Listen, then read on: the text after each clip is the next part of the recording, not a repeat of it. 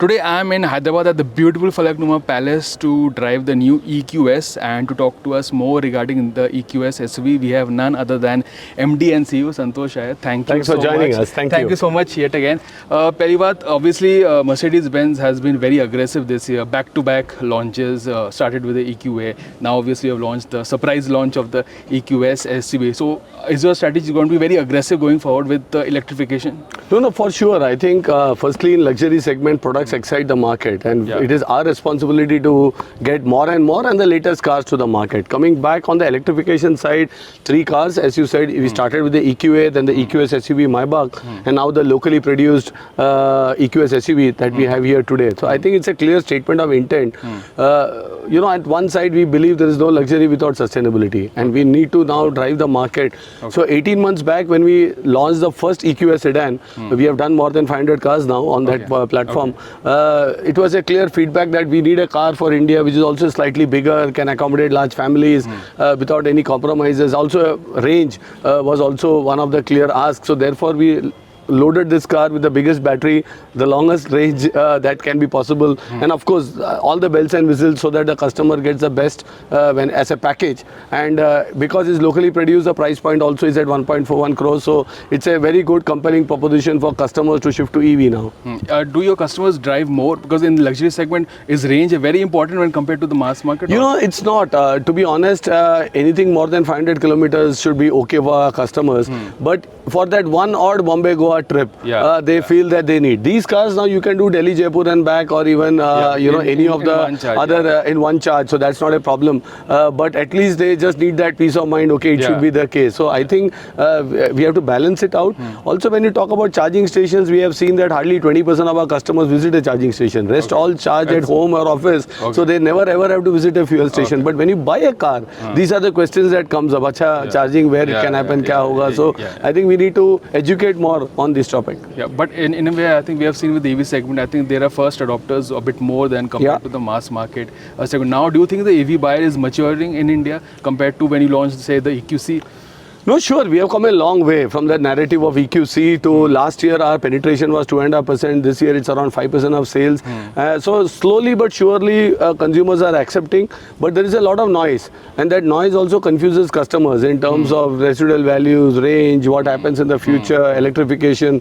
So I think a lot of education needs to be done. So it's still not easy. Majority of customers come to our showroom planning to buy a combustion engine car, and then our sales guys really explain to them the benefit. Some of them convert, some of them still say my next car can be an EV, not today. And that I think is still there. But I think that barrier is there. But the change point will be if the entire automotive industry starts offering now options. In the next 12 to 24 months, I can see all players, including mass market, etc., offering a lot of products on EV. Today, hardly 10% of India's retail network talks about an EV. 90% of retail network doesn't even have an EV. So I think it's a matter of time. And when that comes, the adoption will be much faster. So that's why we say this is for pioneers. People who are ready to take the leap of faith and say, I want to shift now. Yeah, so this is obviously the SUV version of the EQS sedan. One more recent announcement that you did got a lot of attention is the number of bookings the electric version of the iconic G-Wagon has got. Yeah. So can you tell us when we can expect that and what demand was? Because that's a it was great because firstly G-Wagon customers want personalization, etc. So we said let's open the bookings much early, and our idea was to get it by end of the year, or now it will be next year, early next year. That's where we are planning. But 80 odd cars, whatever production slot we had, we got booked. So we don't have, in fact we have more demand than 80, but we have to not take right now because there are not enough cars available. Even the EQS SUV Maybach that we launched last week, 50 customers booked the car within a week's time. And even now as we speak, there are more and more, because EV again, some of the customers want to still experience the car before they sign the dotted line or take the decision. So that clearly shows that segment customers want change. The green number plate I think is a big differentiation also, to show that you have a more responsibility, just not luxury as such. So it's coming, but of course a lot still needs to be done on the EV space to get to a much bigger volume push.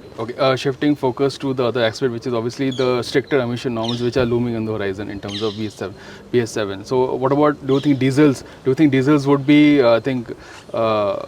in sort of the way that they would continue on? Because obviously stricter emissions will mean diesels will eventually be phased out. We don't feel that because I think we have a lot of clean diesels. We have to understand, and we actually support stricter emission norms. In fact, CAFE 3 implementation as early, we are fully in as a luxury brand because we feel that lower tailpipe emissions is required till the time we are zero tailpipe emission with EV.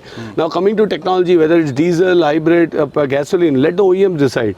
Today our mix ensures that we are fully compliant and we are able to even reduce significantly below. Diesels are clean. You know, petrols emit CO2. You don't see it. But diesels emit PM, which you see it. So therefore diesel starts being tagged as the dirty fuel in that sense. But I think you need the right mix because we are signatory to the Paris Climate Change Agreement. We need to bring CO2 also down. So we need the mix between all technologies to get the emission down, and that may even include hybrid actually to some extent. But that's a mix more to get emission down. But if you ask what has to be done to take away zero emission, it's only electric. So Mercedes-Benz is going to be still focused on diesel, which that's still we will have continued diesel across our portfolio. In fact, right now I have diesel demand which I am not able to cater in many markets on GLA and many of my car lines. Last question, you mentioned hybrids. What's your take? Will Mercedes ever bring a hybrid, or it's going to be EV and ICE? See, today we have in the top end AMG segment, we have a plug-in hybrid as well there in the GT. In these car lines, we have the technology. You know, we have cars which can do 100 kilometers and on hybrid without a charge. So-called hybrid cars. But it depends again on taxation. Right now, the current taxation is clearly focused on EV, which is great because then we have better accelerated approach towards EV. The moment any changes happen, we can bring the car line, but that won't solve the problem of zero emission. So it's up to a policymakers also to see which way they want to steer the country, whether in the interest of public health, and also India has a huge oil import bill problem. So faster transformation to EV will actually help India to be more self-sufficient. Plus India has big play on green energy, etc. So I think EVs at this stage is the right solution when it comes to policy making. But if there is a change in stance by government, as I said, we have the full portfolio. Okay, fantastic. Look forward to the E-Class. Thank you so much. Thank you for joining us. Thank you.